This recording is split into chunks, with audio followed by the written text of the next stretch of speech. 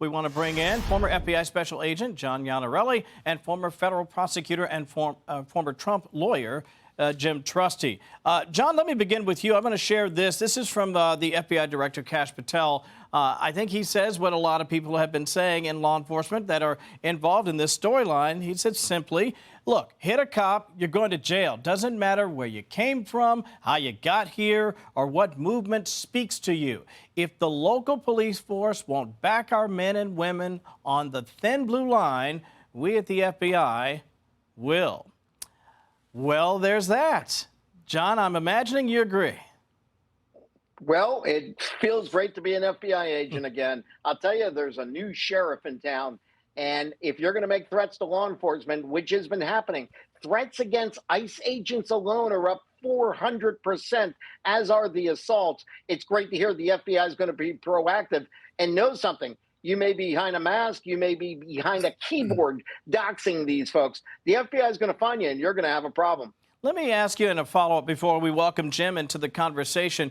What happens, though, from this point moving forward? And the reason I'm asking is, listen, if you're assaulting an FBI agent or somebody in the military, there has to be a federal mechanism here that ensures that justice is meted out. Because if they just go back to the locals, John, fact is, they may just get off scot-free or maybe serve a couple days in the poke and then they're done. Well, there is actually a statute for assault on a federal officer, and it's tried in the United States courts, and the U.S. attorney would have authority. So the locals would be out of the picture and have no say in it. Those prosecutors would step aside. The feds would have it. And that's why justice is going to be melted out. Jim, I saw you chomping at the bit to get in there, especially we're talking about this idea of, listen, the FBI is not going to sort of sit by here and, act as if they're blithely unaware of what's happening. They're going to get in there. They're going to move bodies when they have to. Yeah, Kevin, what's really amazing is a detail that you touched on that really bears emphasis, and that is these protests are not just spontaneously popping up. Wow. At the site of law enforcement action by ICE. That's bad enough. That can be obstructionist enough. But these are protests in the thousands that are showing up at ICE headquarters, at ICE detention facilities. I mean, that is literally an existential threat. It reminds me of Portland and Seattle in the great Summer of Love, where federal law enforcement was literally under siege. So, look, I think this is a situation where you have a pretty dire need for assistance, which the president's taken care of with the National Guard. And then look at what California politicians have done. Gavin Newsom has said that he's against all of this. He would not. He specifically refused to call out the National Guard under his authority. And Karen Bass literally says, we won't stand for this, not referring to the riots or the danger to the citizens, but they won't stand for federal law enforcement by ICE. So you really have dirty hands with the LAPD being shut down, with the governor making it trickier legally to invoke the help of the National Guard. And I don't want to lose track of who the real villains are. Those are the people that are actually protesting, threatening, pushing, punching, throwing Molotov cocktails, whatever we end up seeing.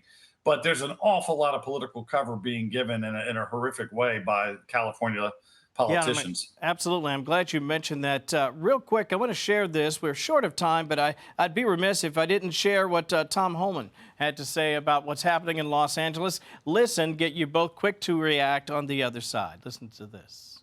They're not going to shut us down.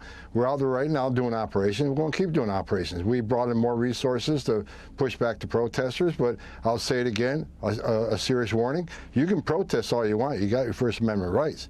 But if you cross that line of impediment, or you're putting hands on officers or destroy property, you will be prosecuted. There's zero tolerance on crossing that line, and that's what we're standing by.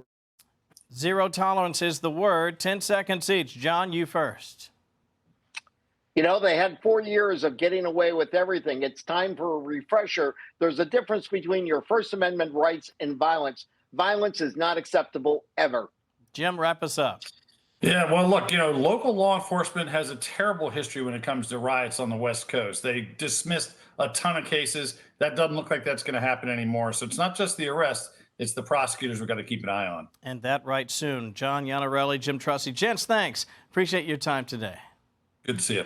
Great to Thank see you Kevin. both. You bet. Hey everyone, I'm Emily Campagno. Catch me and my co-hosts Harris Faulkner and Kaylee McEnany on Outnumbered every weekday at 12 p.m. Eastern, or set your DVR.